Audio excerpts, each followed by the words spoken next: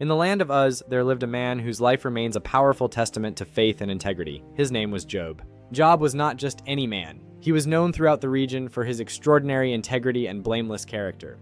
The Bible describes him as blameless and upright, one who feared God and shunned evil in every aspect of his life. This wasn't just outward behavior, it was a deep, internal reverence for the Almighty that guided his every step. Job was blessed with a large and vibrant family, including 7 sons and 3 daughters who brought him great joy. His blessings extended to immense wealth. He owned 7,000 sheep, representing his vast success. He also possessed 3,000 camels, vital for trade and travel across the eastern lands. With 500 yoke of oxen and 500 donkeys, his household was a hub of productivity and respect. Indeed, the Bible identifies Job as the greatest man among all the people of the East. His children were close, regularly holding feasts in their homes and inviting their sisters to join the celebration. But Job's devotion went further. After these feasts, he would rise early to offer burnt sacrifices for each of them. He worried that his children might have sinned or cursed God in their hearts, even if they hadn't done so outwardly. This practice showed his profound concern for the spiritual health and inner purity of his household. This was Job's regular custom, a life defined by consistent prayer and total dedication to God's ways. Job's life reminds us that true greatness is found not just in wealth, but in a heart that fears God and shuns evil. One day the heavenly beings came to present themselves before the Lord, and Satan also came among them. The Lord said to Satan, "Where have you come from?" Satan answered, "From roaming throughout the earth and going back and forth on it." Then the Lord said to Satan, "Have you considered my servant Job? There is none like him on the earth. He is blameless and upright, a man who fears God and shuns evil." "Does Job fear God for nothing?" Satan replied. "Have you not put a hedge around him and his household and everything he has? You have blessed the work of his hands, but now stretch out your hand and strike everything he has, and he will surely curse you to your face." The Lord said to Satan, "Very well then, everything he has is in your power, but on the man himself do not lay a finger."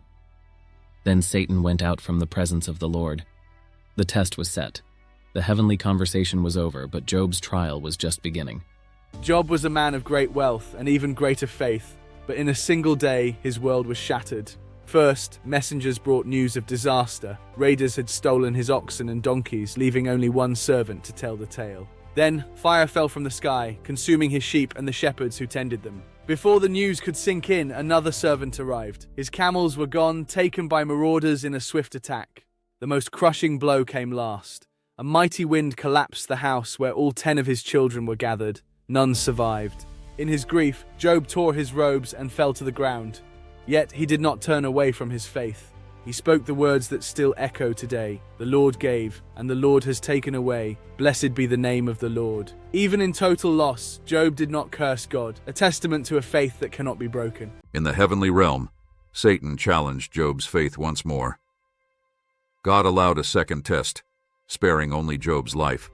So Satan went out and struck Job with painful sores from the soles of his feet to the crown of his head. Job took a piece of broken pottery and scraped himself with it as he sat among the ashes in total agony. His wife said to him, "Are you still maintaining your integrity? Curse God and die." But Job replied, "You are talking like a foolish woman. Shall we accept good from God and not trouble?" In all this, Job did not sin in what he said. His faith remained unshaken by his physical suffering. Job's story reminds us that true faith isn't just for the good times, but for the moments of deepest trial. Trusting God through the pain. When news of Job's overwhelming loss reached his 3 friends, Eliphaz, Bildad, and Zophar, they set out from their homes to comfort him. But as they drew near, the sight of Job was unrecognizable. His suffering was so profound they wept aloud and tore their robes in grief. For 7 days and 7 nights they sat with him on the ground in total silence, for they saw that his pain was very great. Yet, in the days that followed, their comfort turned to judgment. They assumed Job's trials were the direct result of hidden sin. They mistakenly believed that suffering is always a punishment, a lesson that reminds us to navigate the pain of others with grace, not assumptions. Job's suffering was immense, but the debate that followed with his friends was just as profound. His friends insisted that suffering must come from sin, urging him to confess his wrongdoings. But Job maintained his innocence. He cried out for understanding and justice in the face of his pain. He challenged the simple explanations offered by his peers, seeking a deeper truth. This debate reveals an important truth. Human wisdom cannot always explain the depths of suffering. Sometimes we must look beyond our own understanding to find peace amidst the storm.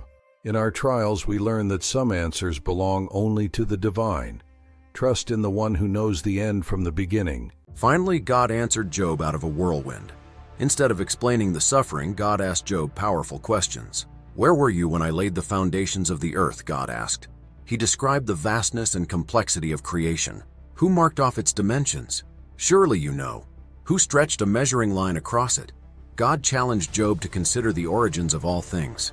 From the storehouses of snow to the path of the eagle, the message was clear. God's wisdom is far greater than human understanding. In the face of the Almighty, Job learned that trust is found not in answers but in the character of the Creator.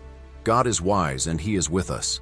After a long journey of suffering and questioning, Job finally hears from God. His response is one of profound humility and realization. Job answered the Lord, "I know that you can do all things and that no purpose of yours can be thwarted." Job realized that God's purposes go far beyond human comprehension. He acknowledged his own limitations in the face of the Almighty. "Therefore I despise myself and repent in dust and ashes." Job's heart was transformed by his encounter with the living God. But the story does not end in the ashes. In the end, the Lord restored Job's fortunes when he prayed for his friends. The Lord gave Job twice as much as he had before. His livestock and his assets were multiplied by the hand of God. Job was blessed with family once again. He had 7 sons and 3 daughters, filling his home with joy and life. The Lord blessed the latter days of Job more than his beginning. His life became a testament to God's grace. In all the land, no women were found as beautiful as Job's daughters, and their father gave them an inheritance along with their brothers. Job lived to a great age, seeing his children and their children to the 4th generation. He lived a full and satisfied life. Job's story teaches us that even in our darkest moments, God is at work, leading us toward a restoration that exceeds our imagination. May we respond with the same humility and trust in the Lord. The story of Job is a profound testament to faith. Here are 4 essential lessons we can learn from his journey. First, faith can endure suffering. Even in his darkest moments, Job did not lose his hope. Second, God's wisdom is far greater than human understanding. We see only a fraction of the grand design. Third, suffering does not always mean punishment. Hardship can be a season of refinement, not a sentence. And fourth, God can restore what was lost. He is the author of new beginnings. Job's story reminds us that even the most faithful face hardship. But suffering is not the end of the story. When we remain faithful, God brings restoration and deeper understanding. Remember, your story isn't over.